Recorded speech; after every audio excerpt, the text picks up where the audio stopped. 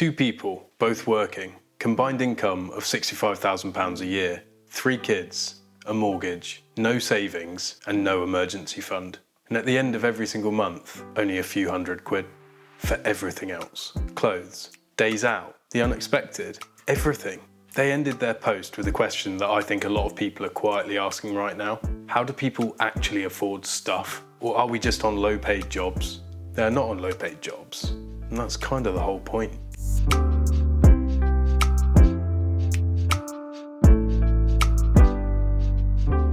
Welcome back to Money Threads UK, where every week we take a real post from the UK personal finance subreddit and actually talk about it properly.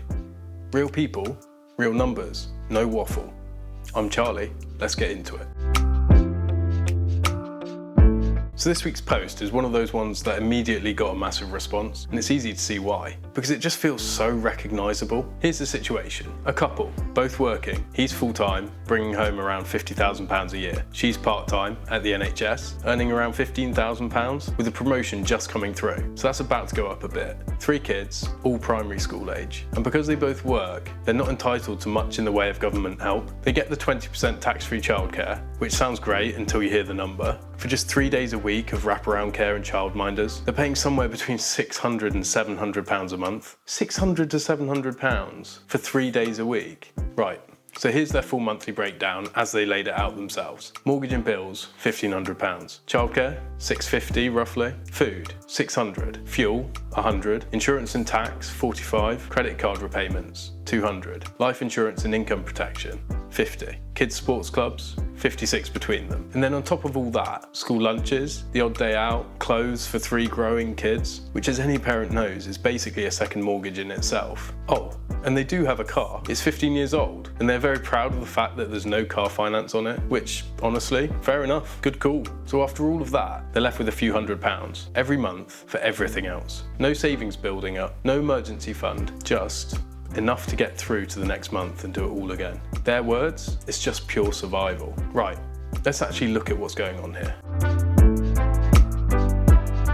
Point 1, are they on low-paid jobs? Let's start with the question they asked, because I think it's really important. Are we just on low-paid jobs? No. £50,000 a year is above the UK median salary. The average full-time salary in the UK sits at around £35,000. This person is earning considerably more than that. Their combined household income of £65,000 puts them comfortably in the upper half of UK earners. So this is not a low-income problem. This is a cost problem, and specifically, it's a childcare problem, because when you strip everything else back, the mortgage, the food, the fuel, all of that is pretty standard for a family of 5. It's the £650 a month in childcare that is doing the real damage here. That's almost £8,000 a year after tax, just gone on 3 days a week. And here's the brutal part. That tax-free childcare scheme that they mentioned, the 20% top-up is genuinely helpful, but it caps out at £2,000 of government top-up per year per child under 11, and you have to be earning under £100,000 each to qualify. So for 3 kids, in theory, they could be getting up to £6,000 a year in top-ups. The question is whether they're actually claiming everything they're entitled to, because a lot of families don't realise how much they can get or how to make sure they're accessing it properly. That is the first thing I would be looking at.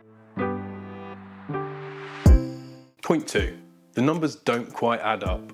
Here's something interesting. When I added up the outgoings as they listed them, the total comes to roughly £3,200 a month. Now, £65,000 a year after tax works out to somewhere around £4,000 to £4,200 a month, depending on their pension contributions and tax codes. So on paper, there should be between £800 and £1,000 unaccounted for. Some of that will be school lunches, the odd trip out, kids' clothes, toiletries, all the stuff that doesn't make it onto a formal list, but quietly eats through what's left. But the point is, they may have slightly more breathing room than they feel like they do, and that matters, because financial anxiety can make things feel tighter than they are. Not by much, it's still tight, but the difference between we have nothing and we have £800 that disappears onto stuff we haven't properly tracked yet is actually quite significant, because one of those is fixable. The fix is a proper written budget, not a rough mental total, an actual written breakdown of every outgoing, because until you can see exactly where every pound goes, you're fighting blind.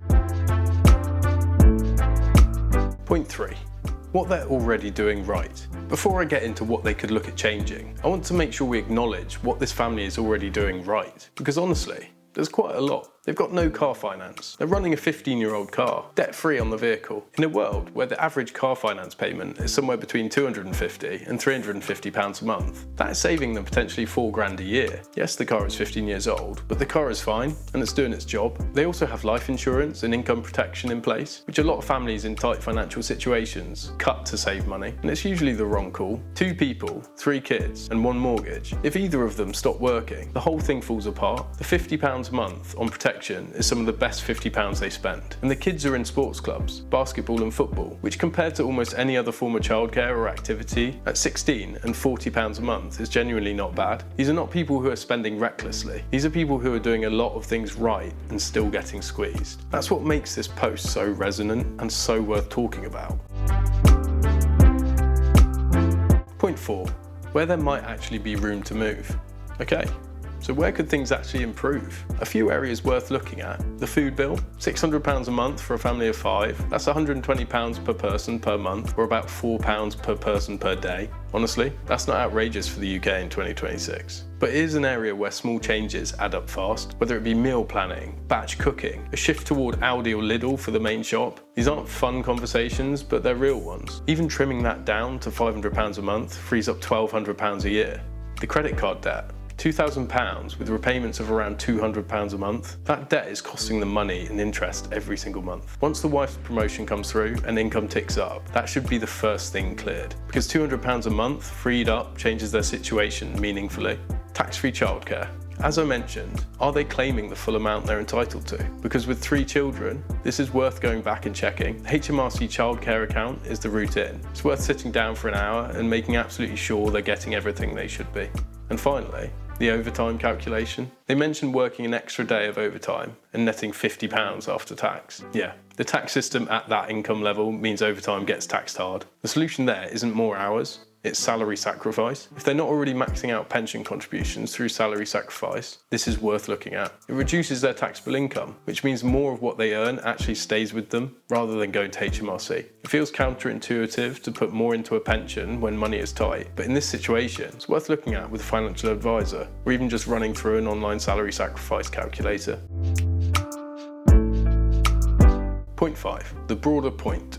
I want to zoom out for a second, because this post isn't really just about one family's budget. It's about something a lot of people are feeling, but not quite saying. The idea that if you just work hard enough, earn enough, and do everything right, it should feel okay. And for a growing number of families in the UK right now, it doesn't feel okay. 2 people working, a decent combined income, 3 kids they clearly love, basketball, football, school lunches, and still, at the end of the month, the anxiety of wondering whether this is just life now. The answer isn't earn more, the answer isn't just spend less on kids' football. The answer is that the cost of childcare in this country is genuinely structurally broken, and until that changes, families like this one are going to keep posting on subreddits, wondering what they're doing wrong. They're not doing anything wrong. The system is just really, really expensive to live in with 3 kids right now. So, to answer their question, no, they are not in low-paid jobs. They are a family of 5, navigating some of the most expensive years of their lives, 3 kids in childcare, a mortgage, the cost of living at its current level, on an income that would have felt comfortable 10 years ago, but doesn't always feel it now. There are things they can look at: tax-free childcare, salary sacrifice, a proper written budget, clearing down that credit card, and any one of those moves could make a real difference. But fundamentally, they're not doing this wrong. They're doing it in 2026, and that's genuinely hard. Here's your one thing to take away this week. If you're in a similar situation, and based on the response this post got, a lot of people are, the first step isn't cutting things, it's knowing exactly where everything is going. Write it down, all of it. Every direct debit, every subscription, every standing order you set up 3 years ago and haven't thought about since, because you can't fix what you can't see. And sometimes, just sometimes, what feels like nothing left turns out to have a few places where things can shift. Not enough to solve everything, but enough to breathe a little. And right now, a bit of breathing room is worth more than it sounds. As always, I want to hear from you in the comments this week. Does this feel familiar? Are you in a similar situation? Or have you found something that's actually helped? Because I think the comments on this one could be genuinely useful for people watching. Drop it below. I read all of them, and I always reply. If you're new here, this is Money Threads UK. Real posts, honest breakdowns, every single week. Subscribe so you don't miss the next one. I'm Charlie, and I'll see you next week.